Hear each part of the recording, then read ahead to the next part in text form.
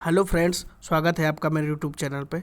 तो ICICI bank के quarter 4 के रिजल्ट आ गए हैं और एक ईयरली डेटा भी आपका आ गया है।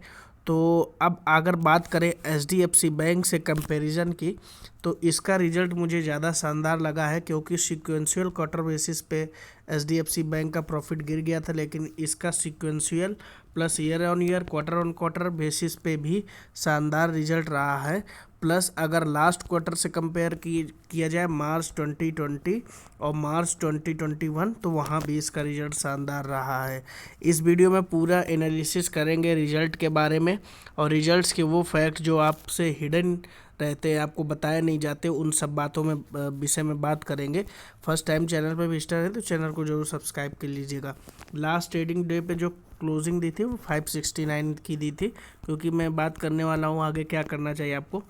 आप ये देख सकते हो नेट इंटरेस्ट इनकम। अभी तो मैं इंटरेस्ट इनकम की बात करें, बैंक लोन देता है, होम लोन देता है, कई सारे तरीके से लोन देता है। उससे जो इंटरेस्ट से इनकम जो अर्न होती है उसको इंटरेस्ट इनकम कहते हैं।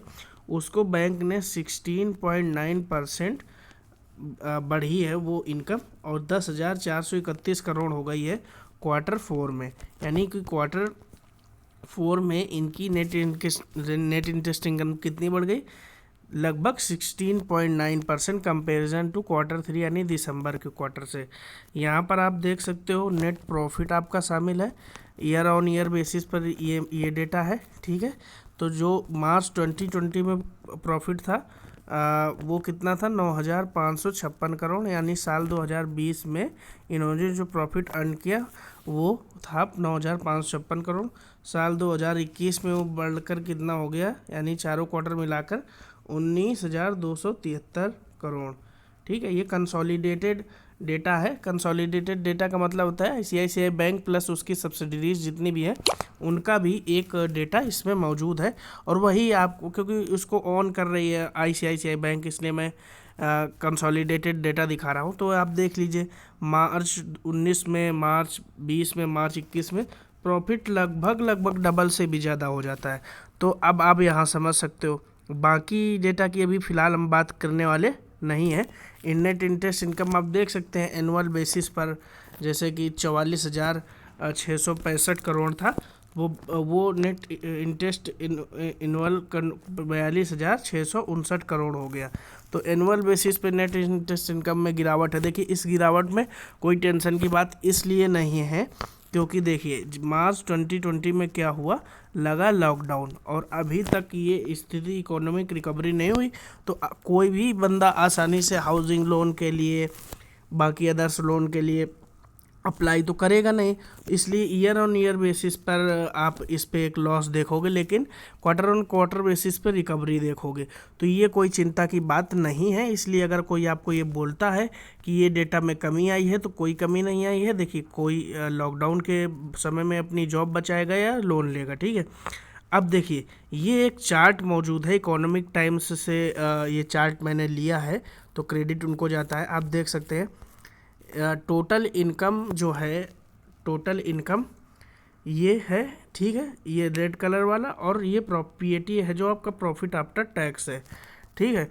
तो ये आप देख सकते हो फाइनेंशियल ईयर 17 से 18 21 तक लगातार आपको ग्रोथ दिखाई दे रही है। और आप देखो पहले इनका कितना 17 में 10,188 करोड़, फिर इनको ने 2 साल तक लॉस हुआ। वो आईसीआईसीआई बैंक का इशू आपको पता ही होगा, वो आपको डिटेल में फिर बता दूंगा बीच में क्या सीन चला था, ठीक है। उसके बाद ये 9,556 रिकवरी हो गई और उसके बाद 2 गुना हो गया प्रॉफिट। तो आप अगर यहाँ से भी कंपैरिजन करोगे तो बहुत आगे निकल चुका है आईसीआईसीआई बैंक। इसमें लगभग 50% से अब तो एफआईआईज और डीआईआईज का भी निवेश है। तो इससे आप इस शेयर की क्वालिटी का अंदाज़ा लगा सकते हो। ये डेटा सबसे इम्पॉर्टेंट होता है बैंक्स में। अगर कोई भी बैंक, देखिए अगर एस बैंक डूब क्यों गया है ना, उसका एक रीज़न था एनपीए, ठीक है। तो नॉन परफॉर्मिंग जो एसेट्स होते हैं, इसलिए एनपीए कभी भी बैंक का रिजल्ट आता है तो उसको ऑब्जर्व ज़रूर कीजिए। ये सब चीज़ें आपको बताई नहीं जाती हैं, इसलिए मैं आपको ये वीडियो जरूर से देर से ला रहा हूँ। ईयर ऑन ईयर बेसिस पे 2.60 6% से कम हो करके 1.41% हो गया। ये बहुत अच्छी बात है, क्योंकि एनपीए यानी कि जो इनका पैसा दिया हुआ डूब गया, वो अगर उसमें परसेंटेज में कमी आ रही है तो इसका मतलब है कि ये एनपीए इनका कम हो रहा है। ठीक है, तो ये बहुत अच्छी बात है। उसके बाद अब बात कर लेते हैं इतने शानदार रिजल्ट के बाद आपको क्या करना चाहिए। पर एक डेटा आपको मैं और दिखा दूं, ये आप देख सकते हो। क्वार्टर ऑन क्वार्टर बेसिस पे अगर बात हो जाए, क्वार्टर ऑन क्वार्टर बेसिस पे अगर हम बात करें तो देखिए क्वार्टर 2 में कितना था, 4,882 करोड़ का प्रॉफिट। क्वार्टर 3 में 5,498 करोड़ का प्रॉफिट, और क्वार्टर 4 में 5,775 करोड़ का प्रॉफिट, है ना। यहीं पे एचडीएफसी बैंक मात खा गया था।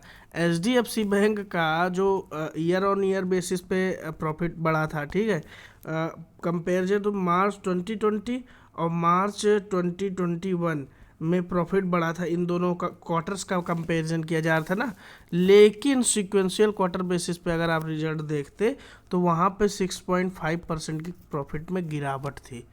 ये मैंने आपको बात बताई थी, और उसी समय कई लोग नाराज़ भी हुए थे, लेकिन उसका इम्पैक्ट रिजल्ट के बाद अब सब लोग कहने लगे हैं कि हमें बैंक का जो रिजल्ट है वो सीक्वेंशियल बेसिस पे भी देखना चाहिए। तो वो तो कहने की बात नहीं है, आपका पैसा आपको देखना चाहिए। कोई भी बैंक के जिस शेयर में भी रिजल्ट पैसा लगा रखा है, तो उस शेयर का रिजल्ट एनालिसिस करते समय आपको सब चीज़ें देखनी चाहिए। कोई ना कोई रीजन, अब जैसे एचडीएफसी बैंक है, बैंक क्यों अच्छा, क्योंकि इसके फंडामेंटल स्ट्रांग है। कब तक, और जो क्रेडिट कार्ड्स पर दिसंबर से बैन लगा हुआ, कब तक अच्छा बना रहेगा, है ना। तो जब इतनी सब बातें हो गई हैं तो आपको भी नज़र एक बनाए रखनी चाहिए, है ना। क्या पता वहाँ से लोग एग्जिट लेने लगे और आपका कट जाए फिर से। तो इसलिए यहाँ पर जो 500 क्लोजिंग दी है जो, वो आपकी है लास्ट ट्रेडिंग डे पे। मैं आपको बता रहा हूँ आपको क्या करना चाहिए। अब 500 खरीदारी कब करनी चाहिए। क्लोजिंग दी है 569 से, कई दिनों से लगातार गिरावट जारी। रिजल्ट के क्वार्टर फॉल के पहले की गिरावट थी मेरे हिसाब से।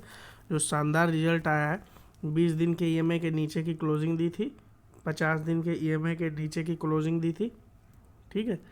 100 दिन के ईएमए के ऊपर ट्रेड कर रहा है, और 200 दिन के ईएमए के भी ऊपर ट्रेड कर रहा है। तो जब 50 दिन का ईएमए तोड़ के ऊपर निकले और ऊपर सस्टेन जरूर करेगा, मुझे लगता है आईसीआईसीआई बैंक इतने अच्छे रिजल्ट्स के बाद आगे बहुत ऊपर जाने वाला है। तो जो टारगेट दी जाते 750 की, ये भी मुझे लगता है आसानी से 2 से 3 महीने में इसको मिल जाएंगे। तो आप यही काम कर सकते हैं कि जब 50 दिन के ईएमए के ऊपर जाएगा, स्टॉप लॉस यही लेंगे। ये 100 दिन का स्टॉप लॉस नहीं लेंगे, स्टॉप लॉस आप ये लीजिए, क्योंकि शेयर में बहुत जान है, और स्टॉप लॉस जितना नीचे रहे अच्छी बात है। लेकिन इसके नीचे फ़िलहाल तो यहाँ जाने ही वाला नहीं ऐसे शानदार रिजल्ट के बाद, तो आप उसकी टेंशन ना ही लें। 2 से 3 महीने के जो टारगेट रहेंगे वो 800 प्लस ही रहेंगे ऐसे रिजल्ट के बाद। आप देख लीजिएगा मेरी बात। तो आज है आपका 25 अप्रैल, आप मान लीजिए मई जून जुलाई, और जुलाई ख़त्म होते 31 जुलाई को मैं फिर से वीडियो बनाऊंगा अगर, तो आपको ये 800 प्लस ही दिखाऊंगा, क्योंकि रिजल्ट्स पे बहुत फ़र्क पड़ता है। हो सकता है रिजल्ट्स के बाद गिराया जाए, है ना, ऐसे शानदार रिजल्ट्स के बाद, उसकी टेंशन मत लीजिए, वो आप लेके शेयर रख सकते हैं, कोई बात नहीं। थैंक यू फॉर वॉचिंग, जय हिंद।